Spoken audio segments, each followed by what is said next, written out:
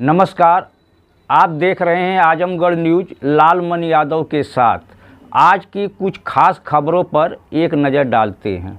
लालगंज आजमगढ़ आज दिन 14/8/2024 को बुधवार भारतीय जनता पार्टी द्वारा चलाए जा रहे हर घर तिरंगा अभियान के अंतर्गत 14 अगस्त को देश के विभाजन को काले दिवस के रूप में मनाया गया। साथ ही मौन जुलूस निकालकर अमर बलिदानियों को श्रद्धांजलि अर्पित की गई।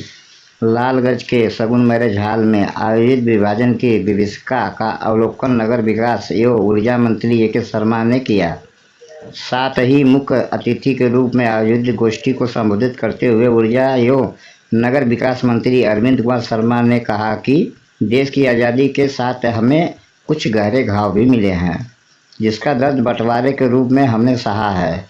इस विभीषिका के माध्यम से हम अपनी आने वाली पीढ़ियों को यह स्मरण कराएं कि ऐसी गलती देश के भविष्य में कभी दोहराई नहीं जाए। 14 अगस्त 1947 को अखंड भारत के विभाजन के रूप में मानव इतिहास का सबसे दर्दनाक और क्रूरतम घटना हुई। इसको हम लोग कभी भूल नहीं सकते। जिलाध्यक्ष सूरज प्रकाश श्रीवास्तव ने कहा, विभाजन का वो दर्द आज भी देश के जहन में है। धर्म के नाम पर देश का बंटवारा ओछी राजनीति का परिणाम व्यक्तिगत महत्वाकांक्षा देश के खंडन का बहुत बड़ा कारण साबित हुआ। यह विभाजन मजहबी उन्माद के चलते मातृभूमि के हुए दुखद विभाजन की इस अमानवीय त्रासदी में बलिदान हुए सभी निर्दोष नागरिकों को विनम्र श्रद्धांजलि दी गई।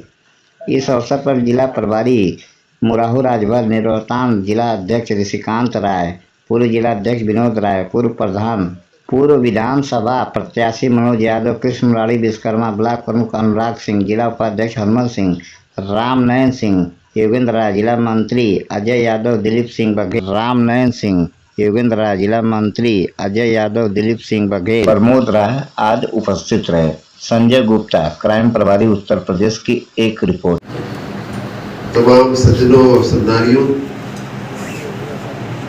मंच पर बैठे हुए हमारे मित्र और भारतीय जनता पार्टी के लालगंज के जिलाध्यक्ष श्री सूरज श्रीवास्तव जी, डॉक्टर मुराहू राजभर जी, हमारे मित्र और यहाँ के निवर्तमान जिलाध्यक्ष श्री ऋषिकांत राय जी, माननीय विनोद राय जी, दीपक राय जी, कृष्ण मुरारी जी, विश्वकर्मा जी, मनोज यादव जी, अभिषेक रावत जी, हनुमंत सिंह जी, अनुराग सिंह जी, रामनयन सिंह जी और यहाँ उपस्थित सभी मंडलों के अध्यक्ष, सभी मोर्चों के अध्यक्ष, पदाधिकारी, सभी हमारे कार्यकर्ता बंधुओं, भाइयों और बहनों,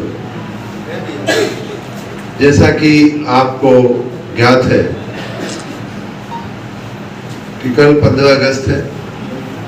15 अगस्त को हमारा देश स्वतंत्र हुआ था।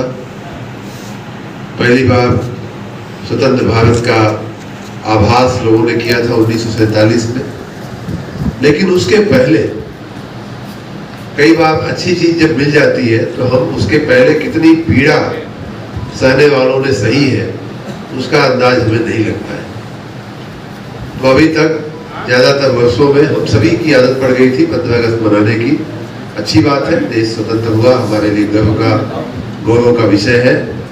हम स्वतंत्र हवा में सांस ले पा रहे हैं 15 अगस्त 47 के बाद। लेकिन उसकी पीछे की कितनी लंबी कहानी है ये कई बार हमारे ध्यान में नहीं रहता है। पहली लंबी कहानी तो उन लोगों की जिन लोगों ने हमें स्वतंत्र कराने के लिए, देश को स्वतंत्र कराने के लिए, अंग्रेजों से आज़ादी दिलाने के लिए बहुत सी कुर्बानियाँ दी हैं। चाहे वो जेलों में सड़े, चाहे फांसी के तख्ते पर चढ़े या सीने पे गोलियां खाई। इन तमाम ऐसे हमारे जो वीर शहीद हैं, स्वतंत्रता संग्राम के जो सेनानी हैं, चाहे क्रांतिकारी हों, चाहे गांधी जी के शांति पथ पे चलने वाले हमारे स्वतंत्रता संग्राम के सेनानी हैं, उन सबको नमन करने का भी अवसर होता है कि जो बहुत बाद में हमारे सबके जहन में माननीय प्रधानमंत्री जी ने डाला, और वो है विभाजन की विभीषिका, जिस पर विशेष रूप से आज चर्चा करने के लिए हम सभी एकत्रित हुए हैं।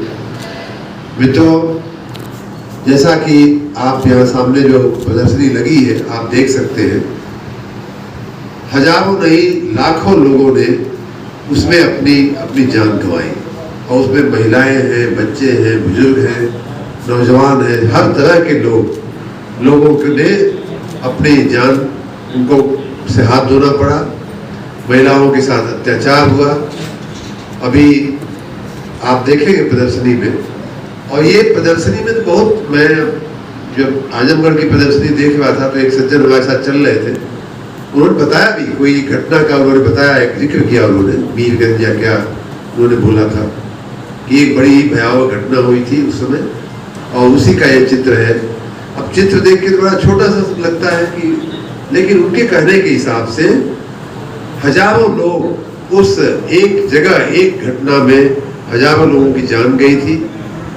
सैकड़ों लड़कियों ने अपनी इज्जत बचाने के लिए अपना मुंह जो है दुपट्टे से बांध करके, और कोई कुआं था उसमें कूद गई थी वो लड़कियां। हजारों महिलाएं अपनी इज्जत बचाने के लिए उस कुएं में कूद गई थी। और ऐसा उनका बताना था कि एक जगह पे 30-40 हजार लोगों की मौत हुई थी। ऐसा वो एक फोटो में कितना आपको समझ में आएगा या हमको समझ में आएगा जो वास्तव में उस घटना को नहीं जानते हैं। और वो जमाना आप सबको मालूम है कि वो जमाना कोई मोबाइल फोन का जमाना नहीं था कि हर आदमी के हाथ में मोबाइल है कि कोई भी ऐसा फोटो जो है वो खींच लिया। वो तो उस समय तो ऐसे फोटोग्राफर गिने चुने होते थे। और पैदल मार्च निकाला गया है। आज विभाजन विभीषिका स्मृति दिवस है। आज के दिन भारत के 2 टुकड़े हुए थे जी। पूरे देश में कत्लेआम मचा था, हमारे बहुत से देशवासियों की हत्याएं कर दी गई थी जी। पाकिस्तान जो बना था वहां से लाखों बड़ी ट्रेनें हमारे देश में भेजी गई थी जी। आज उस दिवस को हम लोग मना रहे हैं। उसमें जितना भी हो सके हमारे जितने भी लोग उससे मृत्यु हुए तो उनको श्रद्धांजलि भी अर्पित कर रहे हैं। और ऐसे विभत्स दिवस जो 14 अगस्त है, जिस दिन लाखों लोग हमारे मारे गए थे, उनके प्रति श्रद्धांजलि अर्पित करते हुए हम एक मौन जुलूस निकाल रहे हैं जो विभाजन के विरोध में निकाल रहे हैं। इस विभाजन के कारण हमें यह दंश झेलना पड़ा, हमारे लाखों लोग मारे गए, इसलिए हम लोग आज उनके स्मृति में तिरंगा लेकर के एक मौन जुलूस हम लोग यहाँ निकाले। काली पट्टी कैसा हमें बांधी हुई? इसी दिवस का 14 अगस्त का हम लोग विरोध करते हैं जो भारत के 2 टुकड़े हुए, जिसके कारण हमारे लोगों की लाशें बिछाई गई, जिसके कारण लाखों लोग हमारे मरे। इस दिवस का हम लोग विरोध कर रहे हैं, इसलिए हम लोगों ने काली पट्टी बांध कर और हम लोगों ने मौन होकर के जुलूस निकाला।